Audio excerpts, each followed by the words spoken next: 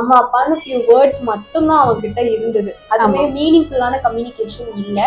இப்போ பாத்தீங்கன்னா அவன் ஏஜுக்கு என்ன பேசணுமோ அந்த அளவுக்கு கம்யூனிகேஷன் எக்ஸ்பான்ஷன் இருக்கு. தெரப்பில உங்களுக்கு என்னென்ன இம்ப்ரூவ்மெண்ட் வந்திருக்கு ஆஸ் அ பேரண்டா நீங்க ஃபீல் பண்றீங்க? உண்மையிலேயே இப்ப இருக்கிற ஸ்டேஜை பார்த்தா நான் ரொம்ப ஹாப்பியா தான் இருக்கேன். இந்த ஸ்டேஜ் வருவான்னு எனக்கு நம்பிக்கை கிடையாது. பட் என்ன பண்றதுன்னு ஒரு ஐடியாவே இல்லாம இருந்தோம். தெரப்பிக்கு வந்ததுக்கு அப்புறம் தான் எங்களுக்கு ஒரு பிடிமானம் இது பண்ணணுங்கிற ஒரு அவேர்னஸே வந்துச்சு.